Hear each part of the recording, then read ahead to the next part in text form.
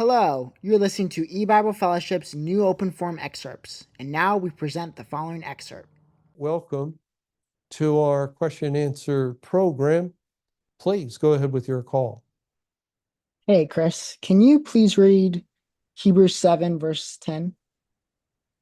Okay, Hebrews 7 and verse 10. Well, I'm going to back up so we see who's being referred to. In verse 9, and as I may so say, Levi also, who receiveth tithes, paid tithes in Abraham, for he was yet in the loins of his father when Melchizedek met him. So my question was about, I guess, what is this meaning like spiritually when it says Melchizedek met him? What is that? What is it referring to, I guess, that verse? Well, it's drawing from Genesis chapter 14.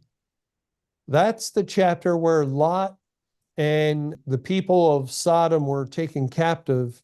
It was a big battle, 4 kings against 5. And it really pictures salvation because in the Bible, we read that Christ has taken captivity captive. First, man is taken captive by Satan.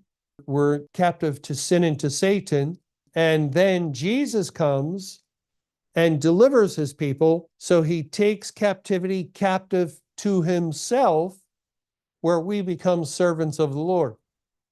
And so in that battle, Abraham armed his trained servants. The total number was 322. And they went to fight these enemy kings who had defeated Sodom, Gomorrah, Admah, Zeboam, and taken the captives, and included amongst the captives was Lot, who was Abraham's nephew.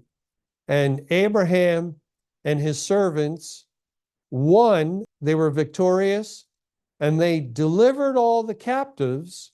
And then Abraham gave tithes to this mysterious figure who just suddenly appeared in Genesis 14 named Melchizedek.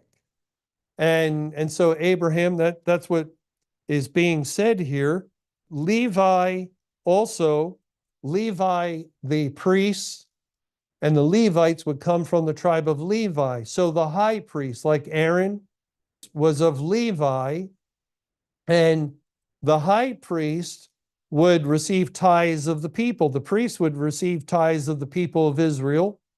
Well, the point of Hebrews 7 is to show there's a greater priesthood than the Levitical priesthood, and that's the priesthood of Melchizedek, which is really an eternal priesthood of the Lord Jesus Christ, hearkening back to the fact that Jesus offered up himself as the Lamb who was slain at the foundation of the world.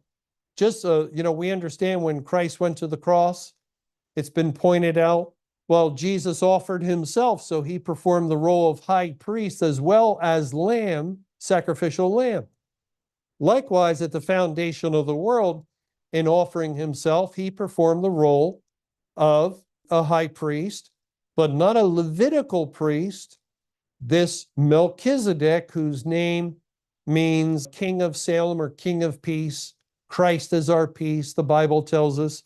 And so what God is doing is pointing out that in history and in the biblical account, it's in the Bible. The Bible's God's law book. So basically, God had this worked out in history so that Abraham would give tithes to Melchizedek, who is Jesus, and that eternal priesthood of Jesus, the order of Melchizedek, to show that the priesthood of Melchizedek was greater than the priesthood of Levi. And Aaron, the high priest, was of Levi. All the high priests were of the tribe of Levi, and they received tithes.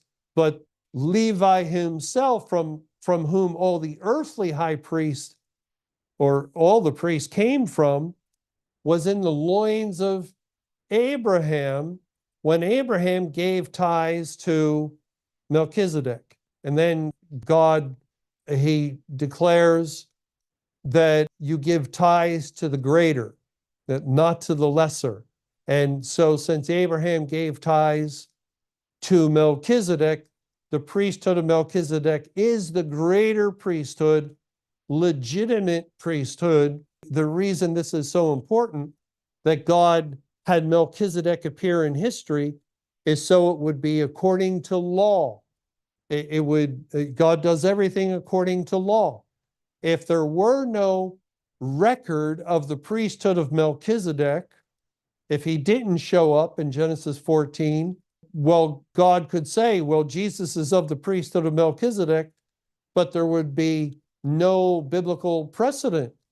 And so God, careful to do everything lawfully, set the precedent by introducing Melchizedek, Jesus, into history to receive the tithes to demonstrate the superiority of Christ's eternal priesthood over the earthly priests. And that's basically, what's going on. He was yet in the loins of his father when Melchizedek met him. If therefore perfection were by the Levitical priesthood, for under it the people received the law, what further need was there that another priest should rise after the order of Melchizedek and not be called after the order of Aaron? For the priesthood being changed, there is made of necessity a change also of the law. There's the, very important point that God changed the law by introducing Melchizedek. And then he's done things lawfully when the Lord Jesus comes after the order of Melchizedek. It's by necessity. We say often that God is under his own law. And this is a good example that he absolutely is. It's by necessity, which means it must be, it could not be, in other words, that Christ could offer up himself. He was not a Levite. He was of the tribe, Jesus was of the tribe of Judah. And so unqualified to be a priest. But the Lord is so meticulous, so careful in every point of law to fulfill all things, as to fulfill all righteousness, as Christ said to John the Baptist, well, I have need to be, I think he said, to be baptized of you. No, we will fulfill all righteousness, everything according to law. Thanks for watching, and be on the lookout for more new open forum excerpts that will be added periodically.